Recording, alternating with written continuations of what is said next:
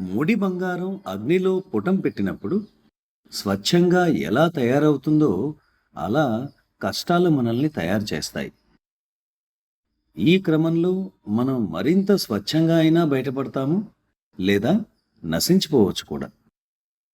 మరింతగా నాశనం అంటే మరిన్ని కష్టాలే కదా. అదే మీరు అంగీకరించకపోతే కష్టపడతారు, అలాగే దాని నుంచి ఏమీ నేర్చుకోరు కూడా. అందుకే విఘ్నులు అంగీకరించి అందులోంచి ఎలా తయారు కావాలో నేర్చుకోమంటారు. If there is a help needed, సహాయం కావాలంటే ఇటువంటి కష్టాల్లో ఎలాంటి సహాయం బాగుంటుందని కోరుకుంటారు? సహాయం ఎప్పుడూ మంచిదే, కానీ ఒక్కోసారి నేను స్వయంగా నా అంతట నేనుగా పరిష్కరించుకుంటే బాగుంటుంది అనుకోవచ్చు. the pride of doing it on your own will be robbed. స్వంతంగా చేస్తే వచ్చే తృప్తి సహాయం వల్ల రాకపోవచ్చు.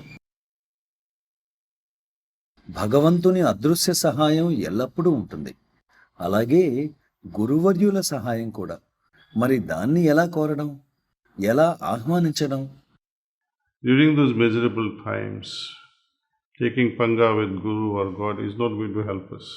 కష్టాల కడలిలో ఈదేటప్పుడు భగవంతునితోనూ గురుదేవునితోనూ సవాల్ చేయడం లేదా నిందించడం వల్ల ఫలితం ఉండదు.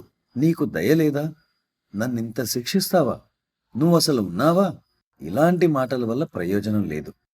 కోర్స్ మనమంతా ఎప్పుడో ఒకసారి అలా అనుకునే ఉంటాం. ఇలాంటి వాటికి మనం ముగింపు పలకాలి.